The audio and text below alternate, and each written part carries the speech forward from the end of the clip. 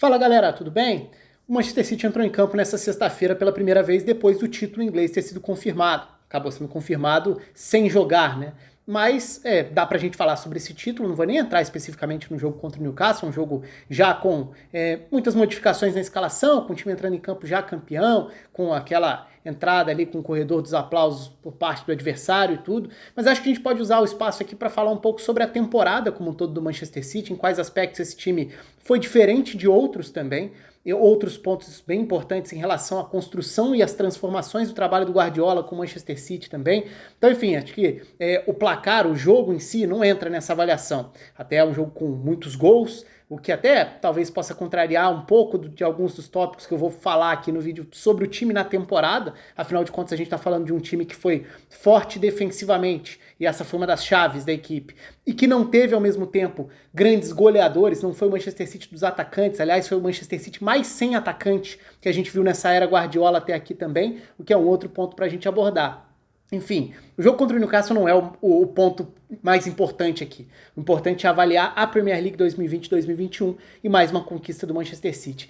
E são 3 títulos em 4 temporadas, né? 3 dos últimos 4. Isso é bastante relevante se a gente amplia esse recorte. São 5 títulos do campeonato inglês nas últimas 10 edições da Premier League. O Manchester City chega a 7 títulos do campeonato inglês, aí somando todas as eras do campeonato inglês, né? Não só a era Premier League, que é de 92 para cá, mas vindo desde lá de trás. Então, o Manchester City fica atrás.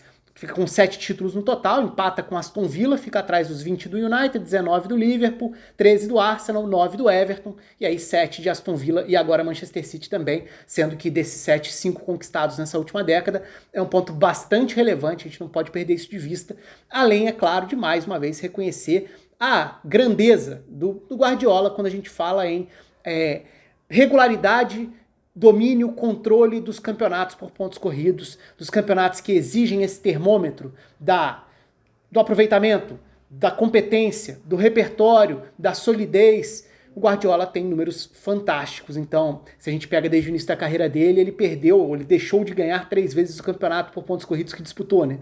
Um lá com o Barcelona pro Mourinho, Real Madrid do Mourinho, depois no Bayern ganha os 3, ganha 3 títulos do Campeonato Espanhol no Barcelona, 3 títulos com o Campeonato Alemão com o Bayern, e na Inglaterra chegou, perdeu aquele título para o Chelsea do Conte, depois venceu os 2 seguidos, perdeu o título para o Liverpool do Klopp e agora volta a vencer o título. Então, assim, é um treinador que chega a 9, e eu não estou nem colocando o título do Barça B lá atrás, se a gente pegar só Barcelona, Bayern e Manchester City, são 9 títulos de primeira divisão dos campeonatos nacionais em 12 disputados. É algo fenomenal o que faz o Guardiola do ponto de vista de se impor, condicionar adversários, influenciar no jogo que é jogado dentro do país. Já falei sobre isso várias vezes aqui, até porque a chegada dele à Inglaterra tinha um pouco desse choque cultural até de formas de jogo, e num primeiro momento muito se debateu se Guardiola poderia se adaptar, se esse tipo de futebol seria possível dentro do ambiente do futebol inglês, que é mais dinâmico, que tem em tese menos controle, e o que a gente viu foi muito mais o contrário, o caminho do Guardiola influenciando a liga, embora, evidentemente, ele também tem esse lado de esponja, né, de absorver características específicas. Então, eu sempre comento que os times do Guardiola vão mudando muito à medida em que o tempo vai passando, porque ele vai absorvendo características locais, regionais, das próprias transformações do futebol com o tempo, já que o futebol está em constante transformação também.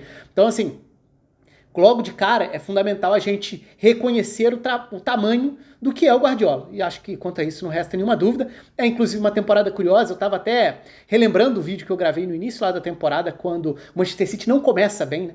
O City fez 12 pontos nas 8 primeiras rodadas. O City estava ali no meio da tabela, na segunda metade da tabela, se a gente pega esse recorte bem do inicinho. E muitas vezes isso costuma custar caro, né? Principalmente em campeonatos que têm índices muito altos de aproveitamento para os seus campeões. E nos últimos anos a Premier League teve isso, com o próprio Manchester City, na última temporada com o Liverpool, e você deixar tantos pontos pelo caminho logo de cara, pode ser ali já o fim da linha.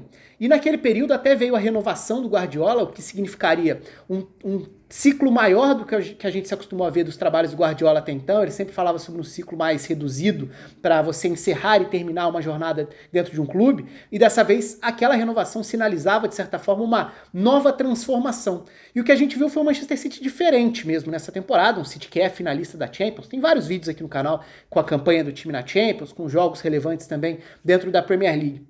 E aqui é mais para pontuar algumas dessas características, do que mais chamou a atenção. Então o espaço está aberto aí para vocês. Para você, o que foi crucial, o que foi mais interessante, o que chamou mais atenção do Manchester City campeão inglês nessa temporada 2020-2021. Se a gente for começar por alguns desses aspectos, vamos lá, vou começar de trás para frente. Para mim, a solidez defensiva. E isso tem tudo a ver com o ataque. E quando a gente fala em solidez defensiva, é importante a gente lembrar que times do Guardiola geralmente são associados a ataques ultra eficientes, ultra capazes, que atropelam adversários. Mas a gente viu o Bayern do Guardiola ter a melhor defesa da história da Bundesliga, tomando 17 gols em 34 rodadas. A gente viu o Barcelona ter temporadas muito sólidas defensivamente com o Guardiola. E o Manchester City também tem na sua defesa um ponto importante. Até porque em dado momento da temporada, e não é uma temporada de tantos gols marcados assim pelo City na Premier League, então não é o time dos 100 gols, por exemplo, no Campeonato Nacional, algo que a gente geralmente acaba associando aos trabalhos do Guardiola, porque várias vezes ou ele chegou a essa marca ou ele ficou perto dessa marca. Não foi o caso aqui, nem dos 100 pontos, nem dos 100 gols marcados, mas num primeiro momento da temporada, a falta de uma defesa mais sólida acabava prejudicando um time que não conseguia definir tanto no ataque. E aí é claro que uma coisa está ligada à outra e é até difícil separar completamente os assuntos aqui, porque se eu estou falando de um ataque que produz menos, é natural que a gente vá falar sobre uma temporada em que o Manchester City não teve grandes artilheiros. Então foi uma temporada em que o Agüero não foi um fator tão preponderante como em vários dos outros anos ao longo dessa última década. E mais do que isso, muitas vezes foi um City sem atacantes ali. Tem até uma coluna bem interessante no The Athletic falando justamente sobre como a gente já tinha visto várias vezes o Guardiola usar falso 9, mas usar um ataque inteiro de falsos atacantes não é tão comum, porque a gente via no Barcelona, por exemplo, um ataque com falso 9 que tinha pontas extremamente agudos, finalizadores. Então você jogar um Eto'o pro lado, você ter um Davi Villa pelo lado, próprio Pedro, Henry, jogadores que faziam esses papéis dos atacantes pelo lado e que compensavam muitas vezes o falso 9, na presença da figura do Messi, por exemplo, circulando. Só que no Manchester City nessa temporada não foi Agüero, não foi Gabriel Jesus, não foi nem o Sterling, que seria, e foi em outros momentos da era Guardiola, esse ponta goleador, o ponta que poderia criar mais situações de gols, não que necessariamente seja um grande finalizador, mas muitas vezes era quem acrescentava muito para essa contagem de gols, e não foi exatamente assim nessa temporada. Então esse também é um aspecto bem curioso. Então, se em determinado momento da temporada não era um time que fazia gols com tanta facilidade, você precisa, em primeiro lugar, deixar de tomar gols com tanta facilidade, porque senão você já começa num prejuízo que vai ser difícil correr atrás. E o City tem alguns pontos importantes da virada ali na defesa, né? O crescimento e a consolidação do Rúben Dias, que acabou virando um símbolo de um nível muito alto da defesa do Manchester City. Dá para falar sobre o Stones recuperando um ótimo nível também. Então foram dois zagueiros que conseguiram encaixar muito bem dentro desse centro da defesa, atrás do Rodri, nessa faixa central inicial do campo. É natural, e aí a gente começa a falar sobre controle defensivo, também passa por como você se comporta no momento em que você perde a bola. Então os times mais ofensivos do Guardiola, muitas vezes foram os times mais agressivos no sentido de comportamento sem bola. Se a gente olhar para o Barcelona lá atrás, para o próprio Bayern, para outros momentos do City, é um time que coloca o adversário contra a parede porque perdeu a bola, pressionou, recuperou e vai empurrando para trás e não deixa o adversário criar. Então você se protege defensivamente, sempre gerando problema no campo de ataque. Esse City teve uma construção um pouco diferente, muito a partir dessas adaptações que fizeram o time ficar mais sólido defensivamente no início da temporada. E o controle ofensivo veio também, e aí é tudo um efeito dominó. Se a gente fala, por exemplo, então foi um City que teve uma defesa mais sólida com o crescimento de algumas das peças. Não teve centroavantes definidores, não teve o ataque mais produtivo, mas teve meio-campistas mais importantes na construção de gols. Por exemplo, Gundogan. Gundogan naquela fase de artilheiro impressionante que ele teve ao longo da temporada.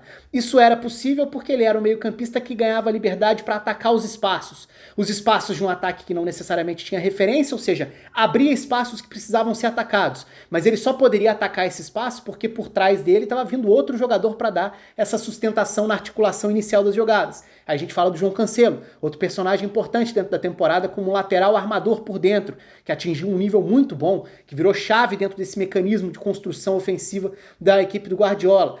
E aí você tem um Gundogan que pode fazer essa chegada, definir, fazer gols.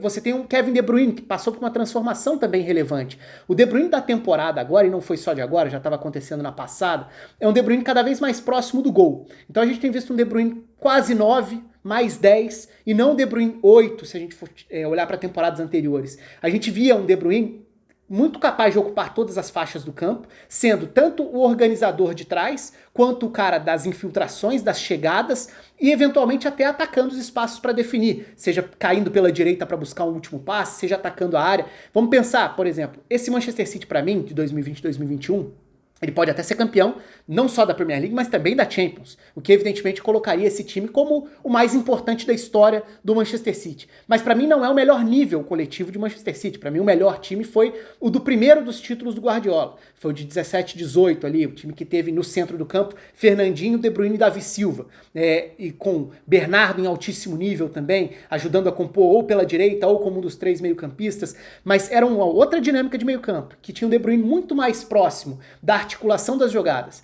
Esse Manchester City 2020-2021 é um time que tem o De Bruyne mais próximo, às vezes como mais adiantado do ataque. Então, várias vezes eu falei aqui no canal sobre como muita gente contestava as escalações do Guardiola na Champions, falando, mas tá entrando sem atacante. Mas a melhor versão desse time ao longo da temporada foi sem atacante. Foi muitas vezes com De Bruyne e Bernardo como uma dupla de frente, que não é exatamente uma dupla de ataque, mas com esses dois jogadores mais móveis, pressionando, iniciando essa marcação com um quarteto de frente, e voltando para articular, tirando referências da defesa adversária. E aí contando também com nomes importantes pelos lados do ataque. O Mahrez de um lado, uma temporada boa, mais uma vez, e o crescimento de outro nome que é chave na hora da gente destacar aqui, Phil Foden. Talvez individualmente tenha sido o nome que mais se projetou ao longo da temporada, atingindo um protagonismo, uma regularidade em bom nível. É um jogador que tem uma versatilidade muito interessante, então a capacidade dele para entender diferentes funções e espaços para ocupar no campo pode ser ponta, pode ser meia central, pode ser um dos atacantes, pode jogar aberto, pode jogar por dentro, tem o drible, ele consegue esperar num determinado espaço, se for a função dele, para ser acionado, mas ele também consegue se aproximar do setor da bola para gerar espaços nas arrancadas, nos dribles curtos. O crescimento do Phil Foden é um dos mais relevantes dentro dessa temporada do Manchester City. Então é interessante porque a gente olha para tudo isso e vê que foi um time que talvez tenha sido menos brilhante do que de outras temporadas, mas foi um time extremamente competitivo e competente, se ajustando à exigência que a temporada trouxe, sendo mais sólido defensivamente e conseguindo regularidade, com um aproveitamento muito bom, mesmo sem ter os seus principais goleadores, mesmo sem ser o time dos atacantes de 20, 30 gols dentro de um campeonato. Não foi esse o caso, mas o Manchester City conseguiu chegar ao título mesmo assim. Então acho que é um outro tipo de City do Guardiola que a gente viu nessa temporada. E que consegue também, aí é um capítulo à parte, que nem vem tanto ao caso aqui, porque aqui eu tô falando mais da Premier League em si, mas consegue também chegar a uma final de Champions, que é um feito inédito na história do clube e extremamente relevante também. Então foi um City de algumas características que fogem um pouco do que poderia ser a avaliação mais normal, mais padrão que a gente tem dos trabalhos do Guardiola, ou até do que o próprio Manchester City apresentou ao longo desses anos. Eu tô até olhando aqui para ver se eu não esqueci de nenhum dos tópicos que eu tinha separado, mas acho que é basicamente isso mesmo. Então foi um City que conseguiu ter uma maior solidez defensiva, meio-campistas que produziram mais gols, compensando a ausência de atacantes, um ataque mais leve, o que permitia muitas vezes um melhor comportamento sem a bola, uma maior mobilidade, ainda que nem sempre com um goleador confiável o tempo todo, mas conseguindo muitas vezes distribuir esses gols dentro das peças. Acho que passa mais ou menos por aí esse título. Se a gente for falar da Premier League como um todo, falei antes, né? Acho que é um título inquestionável, de um City que surpreendeu por ter conseguido mudar a trajetória já com o campeonato em andamento. Aquele City das primeiras rodadas não parecia ser um City que teria fôlego para uma arrancada como teve na sequência, com muitos jogos sem tomar gol, com vitórias seguidas também. A arrancada do City foi muito expressiva. Agora, não acho que tenha sido também a Premier League do mais alto nível. Acho que é uma Premier League repleta de bons times, mas que não teve tantos jogos bons quanto deveria, ou quanto poderia. Mas aí é uma outra avaliação, que não interfere no título do City. Interfere muito mais na avaliação da temporada do campeonato inglês, que para mim não esteve no nível que poderia. Até pelo nível de muitos desses times, como a gente viu nas competições europeias, por exemplo. Mas, de certa forma, acho que ficou faltando um pouco para a Premier League na temporada. Para o City, não. Conseguiu reajustar a rota e, de uma forma até inesperada, chegar ao título com relativa tranquilidade, com rodadas de antecedência, podendo comemorar o título mesmo antes de entrar em campo, já que, diante do Newcastle, já foi entrar em campo como campeão nessa sexta-feira. Um abraço para todo mundo e até a próxima.